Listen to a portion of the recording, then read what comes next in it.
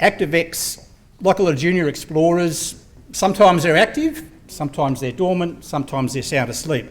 ActivEX as a company, I've been with them about 3 years, and we've started to become active again in the last 3 years. We've done some restructuring, and they're good. Done some restructuring and focusing on a couple of our key projects. The one I'll be talking about today is the Gilberton Gold Project. I wanted it for a title for this. It is a fairly remote area and it hasn't received a lot of modern historical exploration since the 90s. So I thought, it's forgotten Goldfield. Most people probably don't know where it is, but you're about to find out where it is. Basically, this slide is what a difference a day makes. We went up there and started our most recent exploration program thinking the wet season was finished. It wasn't. We had an 8,000 metre RC program. We kicked it off in early April thinking, we'll get through this 8,000 metres. We've got 200 metres of planned core, the first core from this area that we have. And as of 2 days ago, we got hit by a huge rainfall, or Queensland did, and the Gilbert River in the top right is what it was about 3 days ago. The Gilbert River as it is now is just like that. So there's our exploration Sean. I should acknowledge Sean Kay is in the audience here. He's my co-author from the project and he's the exploration manager. He was running the program. He did the first stint in the field and he swapped over to the second crew. They got there one day and they were greeted by that. And now, at the moment, we're organising an aeroplane to get them out and they'll be flying out tomorrow because they can't get, the rig can't get fuel in and all the roads are closed. They did try to get out a couple of days ago. They got bogged and had to get the landowner to get them, a tinny to get them back to the homestead. So it's a crazy world in North Queensland. So the standard disclaimer, these things just seem to sneak into presentations. I don't know how quite they get there, but it just says that we're competent and we won't tell too many lies.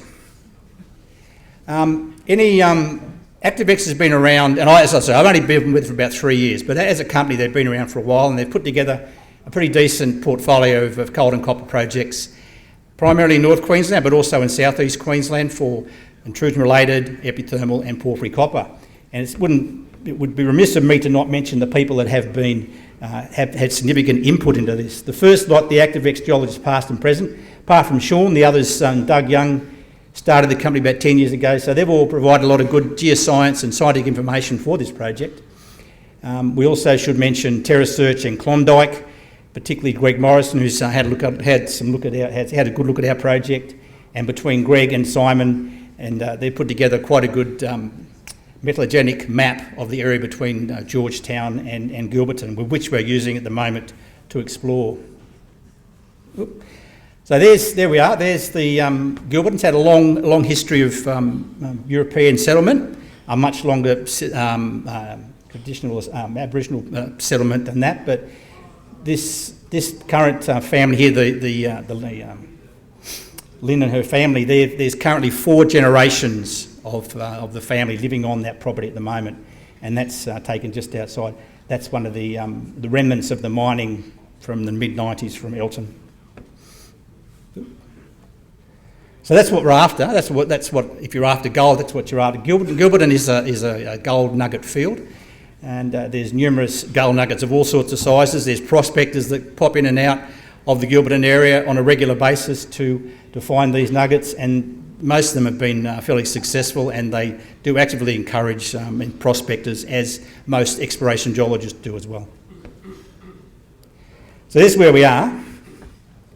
We're in far north Queensland, which means we're probably the far north of the Tasman, always probably as far as you go, and maybe we've actually lobbed out the other side, but that's our project mix. We've got a porphyry copper epithermal project system down in southeast Queensland, and up here is our prime focus, is Gilberton, and just more recently we've picked up some more tenements to the north of Gilberton to build up our gold story in that Georgetown and Gilberton. And a lot of what we picked up in that Georgetown area was the basis of the metallogenic work that Simon Beams and Greg Morrison did, and I think that was in about 2018. So a very good study of the geochemistry, the metallogenesis, the ore veins, just a fantastic way of dividing up the good prospective areas that we should go and start looking for more gold.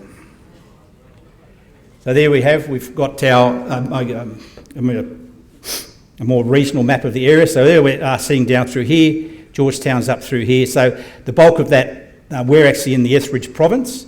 So the bulk of the material there is metasediments, some pelitic, some calcareous, but also a stack of dolerite sills that have all been tightly folded within the metasediments, which is down here, or the Proterozoic, Neoproterozoic metasediments. They've been intruded by a series of intrusions of variety of stages, from Ordovician up to Permian. And the Mount Hogan granite, in which we're doing the work at the moment, is a Devonian granite sitting amongst that suite of intrusions that's intruded into the metasediments of the Etheridge province. So that's basically the Etheridge province, and we've got a pretty good no, wrong way. Yeah, so we've got a pretty good ACE constraint on some of the rock types here. The Daniel Creek, the Bernica Creek Formation, and the Lane Creek Formation are essentially metasediments, and calcareous and pelitic, and the cobalt dolerite intrudes all of those, and into those metasediments the various felsic intrusions have intruded into them, and the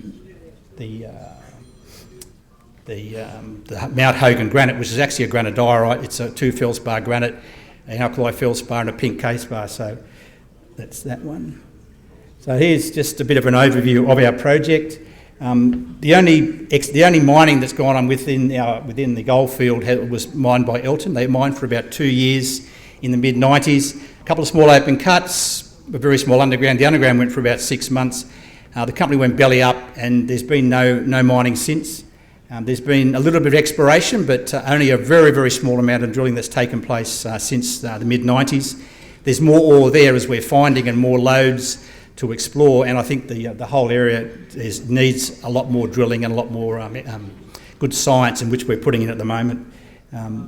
As I said before, there was quite a good metallogenic study that's been done, and the 2 data sets that have helped us in recent times is the metallogenic study by Morrison and Beams, and we also flew a detailed 50-metre line space magnetic and radiometric survey across the whole project. And that was done a couple of years ago. So those 2 data sets are part of our ongoing exploration and targeting within the area. We completed 2,000 metres of RC drilling. That's our first drilling program last year. We've got 4,000 metres planned this year, and as I said, we got about 40%, 50% done, and the project's on hold until everything dries out and we can get fuel in and people. So there's, I guess, a picture from the mid-90s. That's the... Yeah. So there's the portal, which is now covered over, and that's the mining operation that they produce the gold from the processing plant. All the infrastructure's gone. That's just a clear pad. The adit and everything else is filled in. All that's remaining is just part of the open cut, and that was about 2 years operation. And there's I guess some geological map and a metallogenic map on the left-hand side. You can see our geology map. Essentially all of the reds and oranges are the various intrusions from Ordovician to Permian age, and the other colours in the tan colours and the green colours are the metasediments of the Etheridge province. The purple are the cobalt dolerites and their sills intruding into those sediments, and all of that stuff has been wrapped around in a series of fold events and intruded by the various granites. Over here, this is the metallogenic study that was completed by Morrison and Beams in 2018. So down here you've got the Mount Hogan, that's where we're concentrating at the moment, and the Mount Hogan granite. But these other metallogenic provinces, again, based on the geochemistry, ore mineralogy, ore morphologies, are areas that we have as future exploration targets going forward. This is our interpreted map from the geophysics. So this is the 50-metre line space magnetics and also radiometrics that we flew across the whole lot. What you've got here is the Devonian Mount Hogan granite, which has several phases within it. And these are the various Proterozoic metasediments. That's Devonian in age, Proterozoic metasediments. All these are the cobalt dolerites.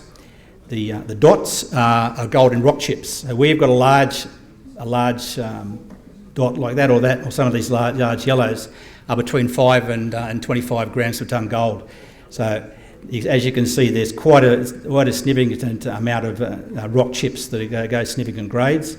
Also noted in this here, that we're very fortunate that in that southern part, we've got 1,000 scale mapping that's provided by Eltin, and that was done in the 90s. Very good mapping, and out of that mapping, they've defined some quite distinct alteration zones, sericite, chlorite, and a bit of epidote. And those alteration zones are also the target of will be the target initially of what we're doing.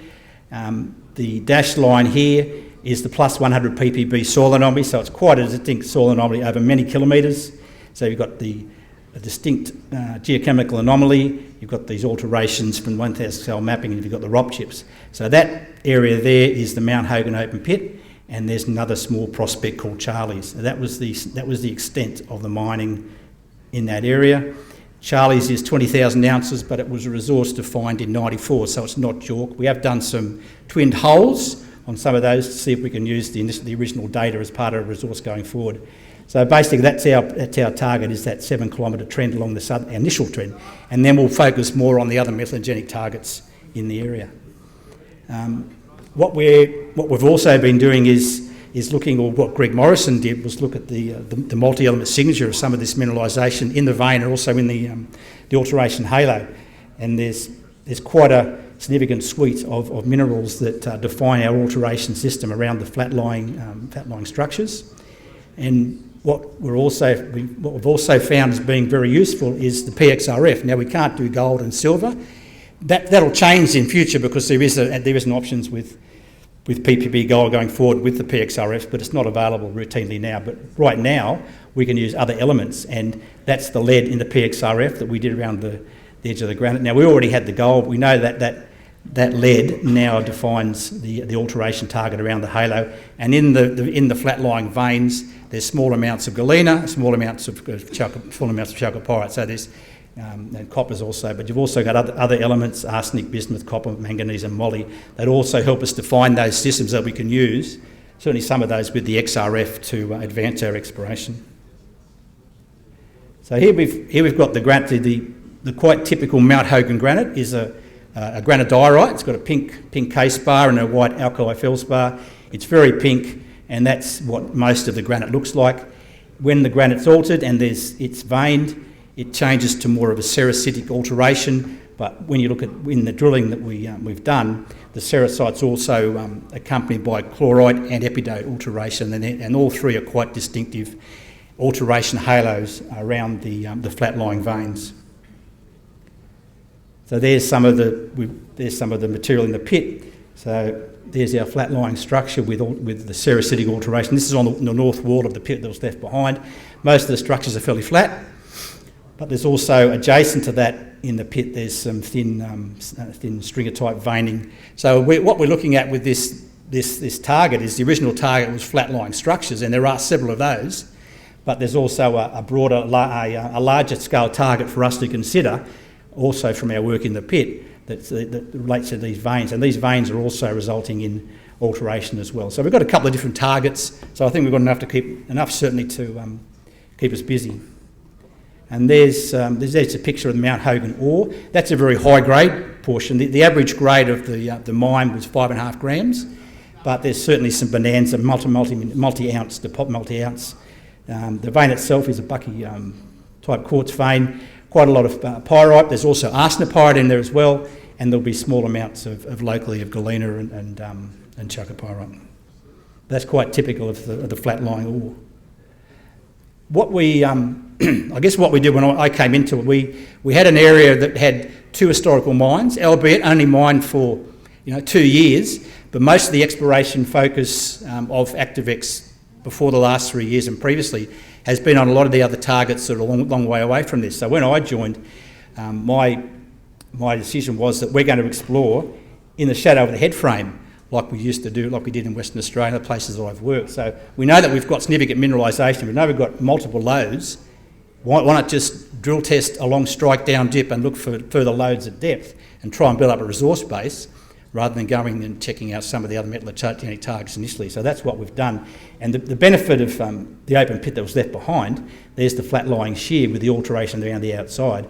That was just from a channel sampling that we've done within the granite at the edge of the pit. So there's obviously still mineralisation there, and there's mineralisation at depth, and there's grades of 2 to 7, and also there was also a 33. So the lode itself is a reasonable width, and also there's mineralisation in the alteration selvages around the outside. So we've got reasonable targets with which to focus on. Look, anyone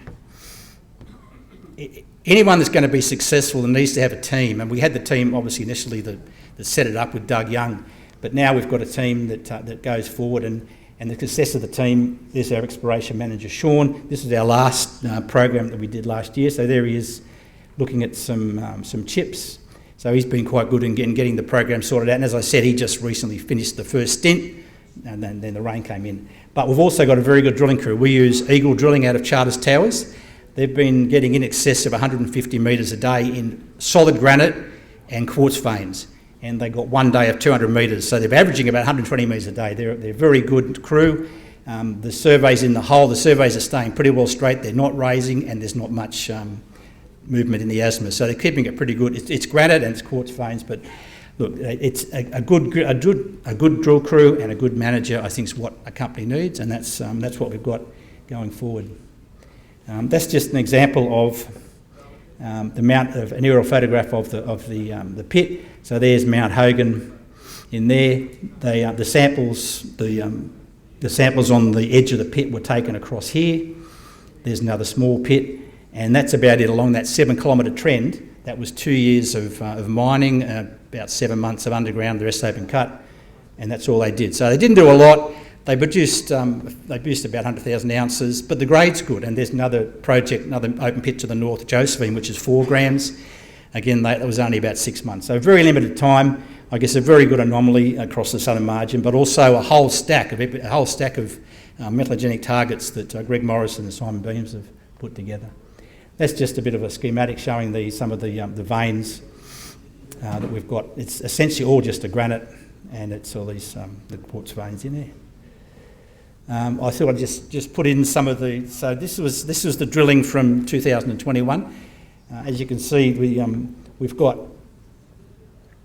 in some holes just single veins, but those holes there could be multiple veins below it, and then in others you can see there's several veins, stacked veins, all fairly flat lying, and at the moment we're looking at doing several hundred metre holes at the Mount Hogan pit to see how many of these stack loans there are and how we can increase our tonnes per vertical metre. And also as part of this program we're doing a 200 metre core through the Mount Hogan to go through these lodes and give us a lot more information about the alteration and the mineralisation that we're seeing here. That will happen when everything dries out and we can get back in and start exploring again. So I guess where to next as far as the company goes. We're going to finish this 4,000 metres sometime this year, fingers crossed, and we've got obviously some very good 1,000 scale mapping to work on. We're planning another 8,000 metres later on in the year to extend along that 7 kilometre trend. So we're going to work and try and build our resource base from the head frame out. So that's our starting point, and then we'll also look at these other metallogenic targets down the track. There's been a little drilling on them, but 90% of the drilling's been done at Mount Hogan or just to the east. And so there's going to be ongoing geological exploration and mapping, again down to the 1,000 scale. We've also, as a bit of an aside, these granites are several of them are quite rich in pegmatites, and we've just sampled some tantalum pegmatites not far from there. So that's another string to our bow, and then we'll have ongoing engagements. We've got very good relations with the landowners, the Frenches. As I said, they've been there since the mid-1800s. They've got 4 generations on there now. They actively help us. When they need to get us out of strife, they get the tinny out and get us across from one side of the creek to the other so that we don't get stranded.